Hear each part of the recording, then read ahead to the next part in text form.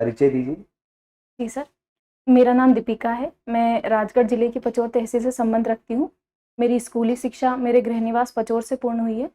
मेरा स्नातक बरकतुल्लाह विश्वविद्यालय से इतिहास, राजनीति विज्ञान और हिंदी साहित्य विषयों में उत्तीर्ण हुआ है। और सर मेरी हॉबी योग करना है। दीपिका जी, राजगढ़ की एक सामाजिक समस्या है, जी सर। बताएंगे क्या? सर राजगढ़ जिले में जो बाल विवाह से जुड़ी हुई एक समस्या है, नातड़ा झगड़ा प्रथा, बिल्कुल। यहाँ एक बड़ी सामाजिक समस्या बनी हुई है। सर इसमें देखा जाए तो ये होता है कि जो बचपन में ही बाल विवाह या बाल सगाई कर दी जाती है और यदि हम आगे चलकर उसको कंटिन्यू नहीं करना चाहते हैं तो आगजनी जैसी घटनाएं, इसके साथ ही झगड़ा या सर अन्य बड़ी घटनाएं भी देखने को मिलती है जिसमें महिलाएं ज़्यादा प्रताड़ित देखती हैं। कोई सामाजिक संगठन है जो काफी कुछ अच्छा कार्य कर रहा है? जी सर, इस दिशा में श्रीमती मोना सुस्तानी जी के नेतृत्व में जो वेरी गुड। लाल चूनर संगठन है वहाँ कार्य कर रहा है। Very good. बेटा, आज 15 अगस्त को एक वर्ल्ड ऑर्डर डिसाइड होने वाला है दुनिया का। जी सर। उसके बारे में कुछ बताएंगे, कुछ मीटिंग के बारे में? जी सर। सर जो वर्ष 2022 से हम देखते हैं कि जो यूक्रेन एवं रशिया युद्ध चल रहा है, उसकी युद्ध विराम के लिए अलास्का में जो अमेरिकी राष्ट्रपति है श्री ट्रम्प और इनके साथ ही जो रूसी राष्ट्रपति है श्री पुतिन जी के द्वारा वार्ता की जा रही है और इस दिशा में समाधान का प्रयास किया जा रहा है। बेटा, यदि समाधान हो जाता है, युद्ध विराम हो जाता है, जी सर। तो भारत पर क्या इम्पैक्ट पड़ेगा? सर इसका भारत पर सकारात्मक ही प्रभाव हमें देखने को मिलेगा क्योंकि जो अमेरिका के द्वारा हम पर टैरिफ लगाया जा रहा है उसका कारण बड़ा बताया जा रहा है कि हम जो है रशिया से जो तेल आयात करते हैं वो रक्षा उपकरण उसके कारण बताया जा रहा है। तो जो हम पर अतिरिक्त टैरिफ लगाया हाँ जा हाँ। रहा है वो समाप्त हो जाएगा। इसके साथ वो ही समाप्त हो जाएगा, ट्रम्प करेंगे आपको लगता है? सर उनके द्वारा अभी यही बात बोली जा रही है कि जो मैंने अतिरिक्त टैरिफ या शुल्क लगाया उसका कारण भारत के द्वारा पुतिन से या जो हम देखते हैं रशिया से व्यापार और तेल का आयात है। चाइना भी रशिया से सामान खरीदता जी है, सर। लेकिन चाइना पे तो टैरिफ नहीं लगाया। सर इस दिशा में यदि हम देखें तो जो चाइना है उसका 75% अमेरिकी जो बाज़ार है उस पे कंज्यूमर प्रोडक्ट पे कब्ज़ा देखने को मिलता है। इसके साथ ही सर हम देखते हैं कि जो सोयाबीन है अमेरिका का, वो चाइना उसका एक बड़ा आयातक है। और इसके साथ ही सर हम देखते हैं कि जो माफ़ी चाहूँगी सर। इसके साथ ही सर अमेरिका के द्वारा कई जो उत्पाद हैं, उनका भी जैसे कि रेयर अर्थ मिनरल्स है, वो भी चाइना से आयात किए जाते हैं। तो यदि उन पर यहाँ लगाया जाता है, तो अमेरिका को इससे एक बड़ा नुकसान होगा। इसी कारण अमेरिका के द्वारा अभी उस पर टैरिफ नहीं लगाया जा रहा है। रशिया से बेटा अमेरिका भी खरीदता है जी, यूरेनियम, जी और सर। भारत पर ही टैरिफ क्यों लगाया?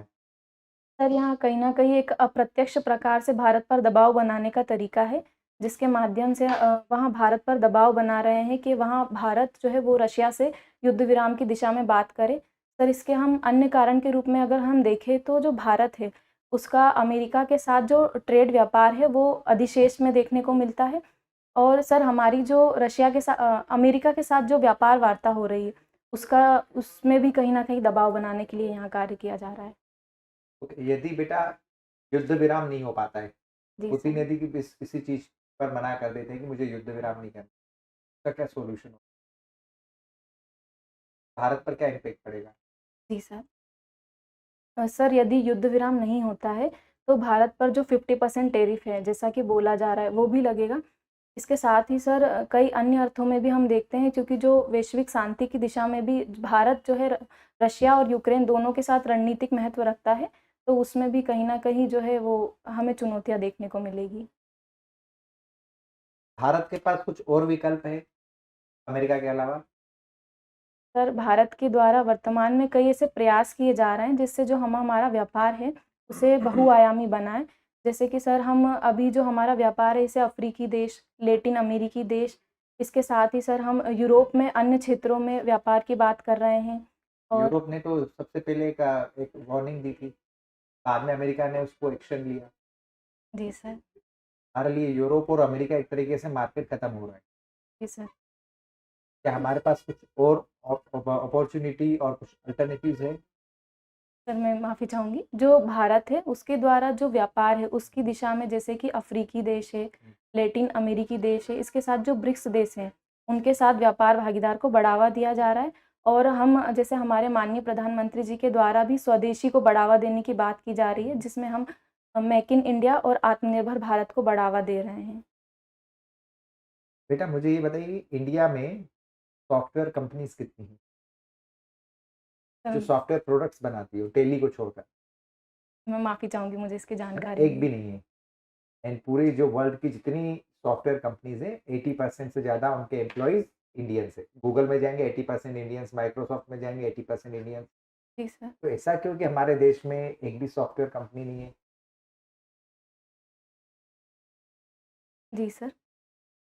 सर, यदि हम देखें तो जो सॉफ्टवेयर है उसकी दिशा में अभी तक हमारे यहाँ कोई कंपनी नहीं है, परंतु सर जहाँ तक मैं समझ रही हूँ इसकी दिशा में जो मिनरल्स होते हैं, रेयर अर्थ एलिमेंट्स, उनकी भी भूमिका हो सकती सॉफ्टवेयर है। के लिए रेयर अर्थ एलिमेंट्स की तो ज़रूरत ही नहीं है बेटा। सर, मैं माफ़ी चाहूँगी, फिर मुझे अभी इसकी जानकारी नहीं है। फिर ऐसा तो नहीं अमेरिकी दबाव में आज तक हमने सॉफ्टवेयर कंपनीज़ भी नहीं बनाई। तो नहीं हमारे सर। लिए एक अपॉर्च्युनिटी बन जाएगी। जी सर। सर, ऐसा नहीं है, परंतु भारत यदि देखा जाए तो अभी इस दिशा में प्रयास कर सकता है और जैसा कि अभी एक आज ही हमारे माननीय प्रधानमंत्री जी के द्वारा सुदर्शन चक्र मिशन की जो बात की जा रही है, हुँ, हुँ। वो इसी दिशा में की जा रही है कि भारत भी है इसमें आगे बढ़े और आत्मनिर्भर बने। अब आप सही डायरेक्शन में जा रहे हैं बेटा। F-35 डील कैंसल होना कहीं भारत के ऊपर टैरिफ लादने का कारण तो नहीं है? सर, मुझे अभी इसकी पूर्णतः तो जानकारी नहीं है कि ये डील ठीक है। कैंसल हुई है या नहीं। भारत ने पिछले 48 घंटों में 5 बिलियन यूएस डॉलर्स मार्केट में बेच दिए। जी सर। उसके पीछे क्या क्या स्ट्रैटेजी रही होगी? सर, कहीं न कहीं हम भी जो भारत है, वो अमेरिका पर यहाँ एक रणनीतिक या कूटनीतिक दबाव बनाने का हुँ, प्रयास कर हुँ। रहे हैं कि भारत केवल अमेरिका पर ही निर्भर नहीं है।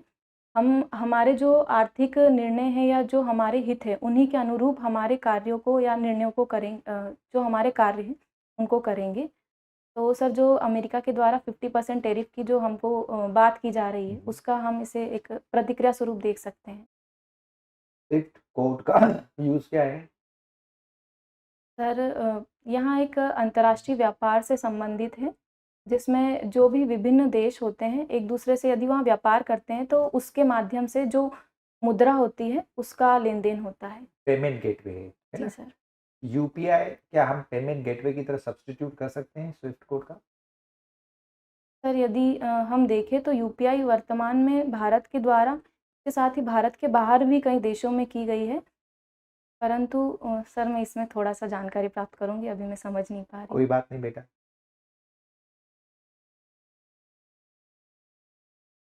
अब क्या आज जो आज मीटिंग होने वाली है, यदि वो मीटिंग सफल इस आधार पे बोले कि अमेरिका के आधार मानकर सफल नहीं हुई, दैट इज़ ट्रम्प के फेवर में फैसला नहीं हुआ, क्या न्यूक्लियर वेपन्स यूज़ होना पॉसिबल है कि कोई कंट्री एक-दूसरे के ऊपर न्यूक्लियर बम्स गिरा दे?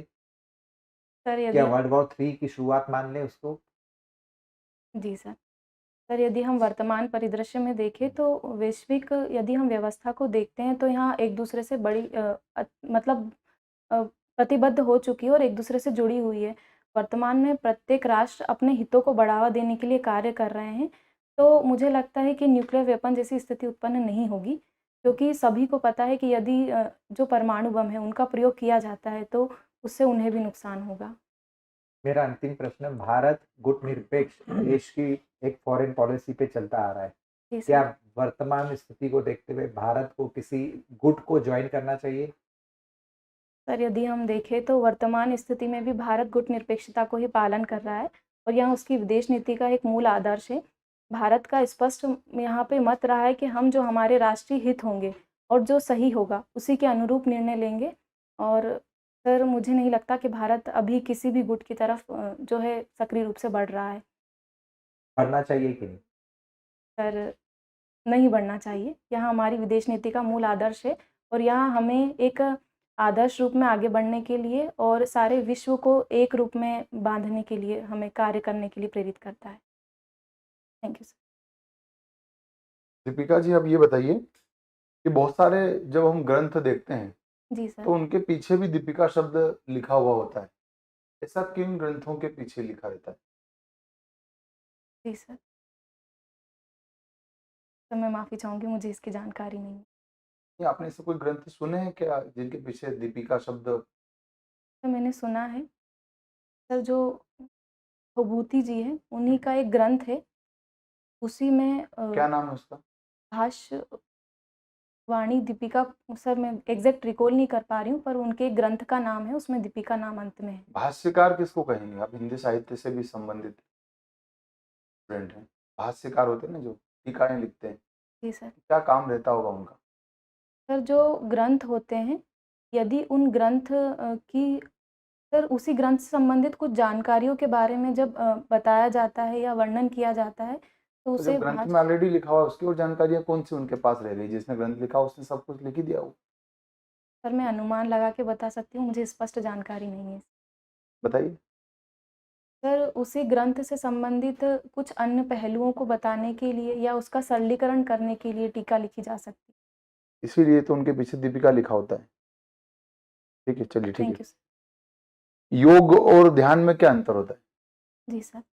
सर योग जो है वह एक संपूर्ण प्रक्रिया है जिसमें शारीरिक और मानसिक दोनों शामिल होता है, जिसमें जैसे कि सूर्य नमस्कार के माध्यम से शारीरिक और प्राणायाम के माध्यम से, आसन के माध्यम से हम ध्यान करते हैं। जबकि जो ध्यान है वह योग का ही एक अंग कहेंगे हम इसे, जिसमें हम शारीरिक ना करते हुए मानसिक अभ्यास की ओर कार्य करते हैं। जैसे कि ध्यान लगाना, एकांत मुद्रा में बैठना, इस रूप में। आपको ज़्यादा फ़ायदा कौन देता है? जो शारीरिक वाले या मानसिक वाले? सर मैं प्राणायाम करती हूँ तो मैं ध्यान करती हूँ। ध्यान करते हैं तो फिर आपने योग क्यों लिखा है? सर योग उसी का एक भाग है। इसके साथ ही सर मैं सूर्य नमस्कार भी करती हूँ, परंतु मैं जो डेली नहीं, बेसिस। ध्यान का भाग योग है या योग का भाग ध्यान है? सर योग का भाग ध्यान है। कौन से नंबर पे?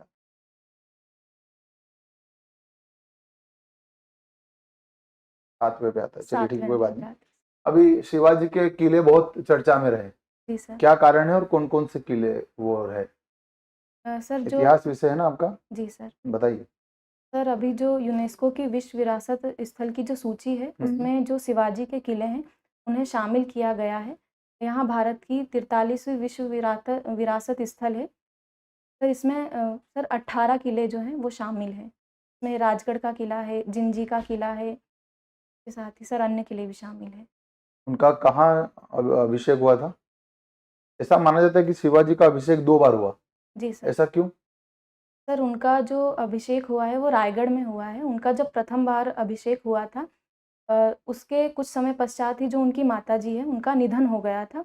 तो इसी के लिए उनका दोबारा से कुछ समय पश्चात अभिषेक करवाया गया था। किसने किया था? सर जो काशी निश्चलपुरी के जो ब्राह्मण हैं उनके द्वारा किया गया था। अच्छा, नाम नहीं बताया आपको? सर मैं माफ़ी चाहूँगी, अभी मैं सोच नहीं पा रही हूँ। कोई भट्ट सरनेम थी क्या उनकी? जी सर, गंगा भट्ट जी के द्वारा। चलिए ठीक है। लावणी किस राज्य का नृत्य है, लोक नृत्य? सर यहाँ महाराष्ट्र का लोक नृत्य है। क्या विशेषता होगी लावणी की? कब किया जाता है? सर ये तो मुझे जानकारी नहीं है। तो कोई बात नहीं। रामधारी सिंह दिनकर कौन से कवि हैं? रीतिकालीन, छायावादी, प्रगतिवादी, प्रयोगवादी? सर दिनकर जी जो हैं वह प्रगतिवादी कवि हैं है और ना? प्रयोगवादी कवि भी हैं। तो प्रगतिवाद और प्रयोगवाद का संबंध किससे है? मतलब क्यों इसको बोलते हैं कि प्रगतिवाद या प्रयोगवाद है? जी सर। सर जो प्रगतिवाद और प्रयोगवाद है उसमें अगर हम देखें तो जो मूल है वहाँ यहाँ देखने का आता है कि इसमें असमानता के प्रति जो है वो विरोध करते हुए शोषित के प्रति जो सहानुभूति और जो शोषक है उसके प्रति विद्रोह देखने को मिलता है। और इसमें प्रगति जैसे कि हम देखें नारी सम्मान, समानता और भेदभाव का अंत, इनको शामिल किया गया है। इसीलिए इसे प्रगतिवाद कहा है। पर सर जो आगे चलकर प्रगतिवाद है यही प्रयोगवाद के रूप में बनता है जब इसमें अति यथार्थता और अति बौद्धिकता को शामिल किया जाता है। बहुत बढ़िया। Thank you sir. द्विवेदी युग भी है एक, है ना? जी उसकी सर। क्या विशेषता है? जी सर। सर जो द्विवेदी युग है, यहाँ महावीर प्रसाद द्विवेदी जी के नाम पे इसका हुआ है क्योंकि वही इसके प्रणेता माने जाते हैं। यदि हम इसकी विशेषताओं की बात करें तो इसमें जो साहित्यिक खड़ी बोली है, इसका जो व्याकरण सम्मत रूप है वहाँ प्रयोग हुआ। इसके साथ ही सर इसमें नारी को केंद्र में रखकर रचनाएँ की गई, जिसमें नारी सम्मान, राष्ट्रीयता की भावना, देश प्रेम, प्रकृति चित्रण एवं प्रकृति का जो मानकीकरण है, वो हमें देखने को मिलता है। बहुत बढ़िया। आपने नारी सशक्तिकरण और नारी को केंद्र में रखकर जो बात कही, 2 रचनाएँ बताइए जिसमें लगता है कि नारी को केंद्र में रखकर और नारी सशक्तिकरण की सही मिसाल इन 2 रचनाओं में दी गई है। बताइए 2 नाम। जी सर। तो सर जो हमारे मिथिली शरण गुप्त जी हैं, उनकी रचनाएँ हैं। सर एक तो उर्मिला है, माफ़ी चाहूँगी सर। एक तो है हमारी साकेत है और एक यशोधरा है। इसमें दोनों में नारी को केंद्र में रखा गया है और उनके विषय में वर्णन किया गया। उर्मिला किसकी रचना है? सर उर्मिला जो है वो हमारे बालकवि बैरागी जी उनकी रचना है। ठीक है। ऐसा माना जाता है कि योग जो है जी वो सर। सुबह के टाइम ही करना चाहिए। ऐसा आप मानती हैं कि किसी भी टाइम किया जा सकता है? आप इसमें विश्वास करते सर जो सुबह का कारण है वो यहाँ है कि जब हम सुबह जागते हैं तो चूँकि हमारा मन भी शांत होता है, पेट खाली होता है, इसके साथ ही वातावरण भी शांत होता है, तो इसके माध्यम से जो लाभ है वो अधिक मिलेंगे। हैं? परंतु सर यदि हम योग के बारे में बात करें तो जब भी हमारा मन अशांत हो या हमें ऐसा लगता है कि हमें योग करना चाहिए तो हम कर सकते हैं। कभी भी? जी सर। यदि हमें ऐसा लगता है तो हम शाम में भी योग कर सकते हैं नहीं, या खाना साथ खाने के दौरान तो कुछ तो नहीं सर, ऐसा जैसे कि हम शाम में एकांत में बैठकर जब हमारा पेट खाली हो तो हम कर सकते हैं। पेट खाली भी तो होना चाहिए ना। जी खाना सर। खाने कितने टाइम के बाद? आपने खाना अगर मैंने खा लिया तो मैं कितनी देर बाद कर सकता हूँ? सर इसके हम 1 से 2 घंटे के बाद कर सकते हैं। 1 घंटे में कौन सा खाना बस? सर जो वज्रासन है ना वो खाने के तुरंत बाद भी हम जैसे कर सकते कर सकते हैं वज्रासन। हैं। जी सर। चलिए ठीक है। 22 अगस्त क्यों जाना जाता है? 22 अगस्त क्या हुआ था ऐसा? सर 22 अगस्त के रूप में जब मैंने जानकारी प्राप्त की तो इसे अंतर्राष्ट्रीय जो देवदूत दिवस है, उस रूप में मनाया जाता है। हमने तो नहीं सुना कि सर मैंने इसके बारे में अंतर्राष्ट्रीय देवदूत कौन होंगे देवदूत? सर देवदूतों को मुस्लिम समुदाय में क्या कहा जाएगा? सर फरिश्ते कहा जाएगा। पैगंबर कौन होगा फिर? सर पैगंबर फरिश्ते वही है जो मतलब जो हमें ईश्वर की ओर लेके जाए या ईश्वर की प्रतिनिधित्व करते हैं, के रूप में हम तो सही शब्द तो पैगंबर होगा। एक आध पैगंबर का नाम बताएंगे आप? सर जो पहले पैगंबर हुए थे, पैगंबर हज़रत मोहम्मद साहब, मैं उन्हीं का नाम। चलिए ठीक है। समावेशी विकास भी आपने लिखा है ना? आर्थिक समावेशन की पहले क्या पहल इन सरकार की 3 पहल बताइए भारत सरकार की जी सर। आर्थिक समावेशन के लिए। जी सर। हम्म, सर आर्थिक समावेशन के लिए भारत सरकार के द्वारा जो जनधन योजना है, उसको चलाया जा रहा है। इसके साथ ही किसान क्रेडिट कार्ड है और अटल पेंशन योजना है। अटल पेंशन योजना है। जी सर। चलिए बहुत बढ़िया है। अब मुझे ये बताइए कि 5 महिलाओं के नाम बताइए जिनको आप मानती हैं कि वास्तव में महिला सशक्तिकरण की मिसाल ये 5 महिलाएं। जी सर। सर हम यदि देखें तो जो हमारी महामहिम राष्ट्रपति महोदय हैं, श्रीमती द्रौपदी मुर्मू जी। इसके साथ ही सर हमारी वित्त मंत्री श्रीमती निर्मला सीतारमण जी और सर हम भारतीय फ़िल्म अभिनेत्री के रूप में देखते हैं श्रीमती दीपिका पादुकोण जी। अ, इसके साथ ही सर खेल जगत में यदि देखें तो सुश्री मनु भाकर जी और सर इसके साथ ही अंतरिक्ष क्षेत्र में श्रीमती ऋतु करिधल श्रीवास्तव जी। आपने दीपिका पादुकोण जी का भी नाम लिया। जी सर। क्या ऐसा संघर्ष रहा उनके जीवन में? सर उनकी यदि हम बात करें तो उन्होंने फ़िल्म जगत में एक अपनी अच्छी पहचान बनाई है। इसके साथ ही वे फ़िल्म में आने से पूर्व जो है राष्ट्रीय स्तर की बैडमिंटन खिलाड़ी भी रही हैं। और सर वे ना डिप्रेशन के दौर से भी गुज़री हैं, जिसके लिए उनके द्वारा वर्तमान में लिव लव एवं लाव फाउंडेशन के माध्यम से कार्य किया जा रहा है और वो इस दिशा में प्रगतिशील है। तो मैं मानती हूँ कि वहाँ सशक्त। चलिए ठीक है। मेरा अंतिम सवाल है आपसे। आपके आइडियल 2 महिलाओं के नाम बताइए जिनमें आपकी माताजी शामिल नहीं होना चाहिए। जी सर। सर मैं अपने आइडल के रूप में जो हमारी प्रथम आईपीएस अधिकारी रही है, श्रीमती किरण बेदी जी। इसके साथ ही सर मैं तो आपने उनको महिला सशक्तिकरण में क्यों शामिल नहीं किया? जबकि वो तो पहली महिला थी जो उस पद तक पहुंची है। तो सही उदाहरण तो वो होना चाहिए थी। आपने उनको क्यों मिस किया?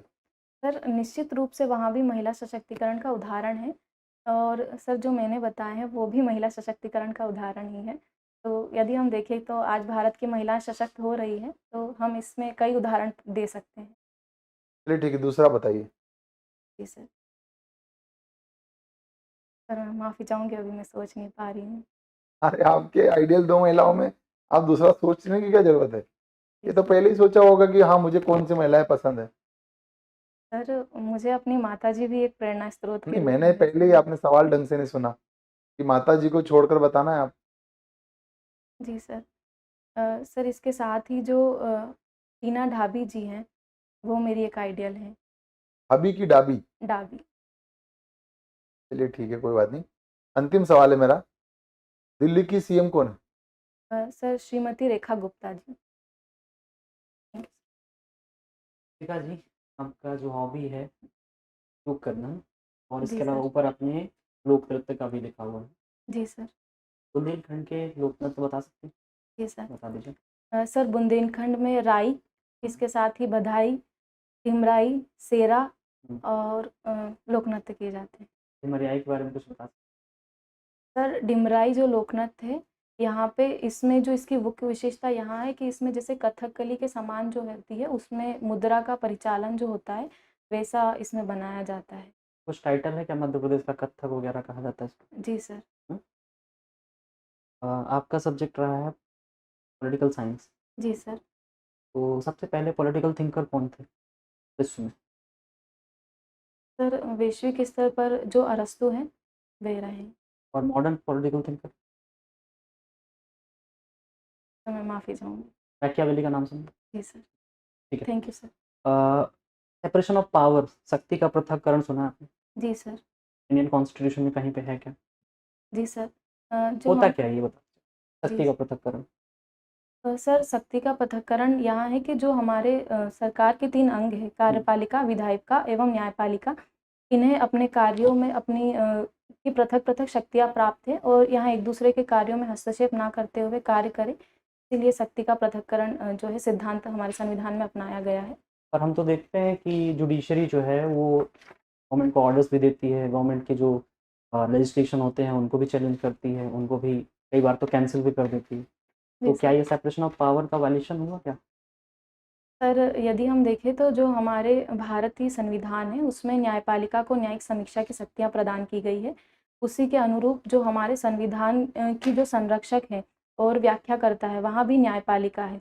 तो उसी दिशा में न्यायपालिका के द्वारा कार्य किए जाते हैं ताकि जो संसद है या फिर जो अन्य अंग है वो इस प्रकार से जो संविधान का उल्लंघन ना करे एवं जनता के कल्याण को हित में रखते हुए कार्य करें। सरकार क्यों ही जनता के हितों का उल्लंघन क्यों करेगी? मतलब आप ये कह रहे हैं कि सेपरेशन ऑफ पावर आपने पहले तो कह दिया कि पूरा सारी सारी चीज़ें सेपरेट होनी चाहिए। जी सर। फिर आप ये कह रही हैं कि जुडिशियल रिव्यू का पावर है। यार जुडिशियल रिव्यू का पावर सेपरेशन ऑफ पावर की थ्योरी को वैलिड करता है कि नहीं? सर इस दिशा में हम देखें तो 2 चीज़ें सामने निकल कर आती है, एक अति सक्रियता और न्यायिक संयम। तो जैसे कि जो हमारे वर्तमान मुख्य न्यायाधीश हैं, उनके द्वारा भी कहा गया है कि न्यायपालिका को जो अपने अधिकार है, उनमें अति सक्रियता ना करते हुए न्यायिक संयम का परिचय दिया जाना चाहिए, ताकि जो हमें शक्ति पृथक्करण का जो हमें दी गई है, उसका क्रियान्वयन सुनिश्चित हो। आजकल ऐसा भी देखा जा रहा है ना कि जो जुडिशरी है, वो पार्लियामेंट के तीसरे हाउस के रूप में डेवलप हो रही है धीरे-धीरे। मतलब ऐसा होता है कि हर चीज़ की चीज़ें होती हैं लेजिस्लेशन में और फिर वो कोर्ट में जाती ही जाती हैं। तो क्या ऐसा हो रहा है सही में? सर यदि हम देखें तो भारत में जैसा कि यहाँ बात कही जाती है कि यदि कोई ऐसा कार्य होता है जो संविधान सम्मत ना हो तो उसके लिए हम न्यायपालिका में याचिका लगा सकते हैं। इसके साथ ही इस न्यायपालिका के द्वारा जो उचित रूप से इसकी जाँच की जाती है और निर्णय लिया जाता है और यदि कोई ऐसी कमी देखने को मिलती है तो उस पे उनके द्वारा कार्य किया जाता है। हम इसे इस रूप में देख सकते हैं। ठीक है। डिवीज़न ऑफ पावर भी होता है एक, शक्तियों का विभाजन, वो क्या होता है? शक्तियों का विभाजन केंद्र एवं राज्य के संबंध में? जी सर। सर, चूँकि भारत जो है वहाँ संघात्मक शासन व्यवस्था के रूप में है, तो भारतीय संविधान में केंद्र एवं राज्य दोनों को शक्तियाँ प्रदान की गई है। तो इसमें बराबर शक्तियाँ हैं क्या? नहीं सर, इसमें केंद्र को अधिक सशक्त बनाया गया है। ऐसा क्यों किया गया होगा? जी सर। सर, यदि हम देखें तो जो भारतीय संविधान है, यहाँ अर्धसंघात्मक रूप में देखने को मिलता है। तो यदि कोई ऐसी स्थिति उत्पन्न होती है जिसमें केंद्र के द्वारा राज्य पर नियंत्रण स्थापित करना हो या फिर कोई अव्यवस्था उत्पन्न हो, तो इसीलिए केंद्र को अधिक सशक्त बनाया गया है, क्योंकि भारत जो है हम देखते हैं कि विशाल भौगोलिक क्षेत्रफल भी रखता है और भारत में जैसे कि हम देखते हैं 28 राज्य हैं और सब परिस्थितियों को ध्यान में रखते हुए ऐसा किया गया है। ठीक है, 5 ऐसी चीज़ें बता दीजिए जहाँ पे लगता है कि केंद्र सरकार को यहाँ पर ज़्यादा पावर दी है। जी सर। सर जैसा कि हमारा अनुच्छेद 356 के तहत जो है राज्यपाल के द्वारा राज्य में शासन लगाया जाता है, उसमें केंद्र में नियंत्रण में आ जाती है। इसके साथ ही सर जो कानून बनाने की शक्ति है, जब हम देखते हैं संघ सूची, राज्य सूची और समवर्ती सूची, तो जो आर्टिकल 249 है उसके तहत यदि राज्यसभा यहाँ ठीक है। अनुमोदन करती है। और? इसके साथ ही सर हम देखते हैं सर एकल नागरिकता के रूप नागरिकता, में हमें ठीक देखने है। को मिलती है।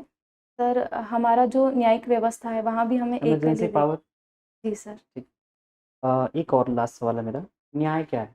न्याय की परिभाषा यदि आपसे पूछी जाए तो क्या होगी? जी सर। सर यदि न्याय के रूप में हम देखें तो ऐसी व्यवस्था जिसके माध्यम से यदि कोई अपराध हुआ है या कोई कृत्य हुआ है जिसकी सही एवं गलत का ठीक रूप से उसकी निष्पक्षता से जाँच करते हुए जो दोषी केवल अपराध से ही सीमित है क्या न्याय? नहीं सर, न्याय की एक व्यापक अवधारणा भी देखने को मिलेगी हमें। ये तो प्रियम्बल में पढ़ा है, सामाजिक, आर्थिक और राजनीतिक में। जी सर। आप तो केवल अपराध की बात कर रहे हो।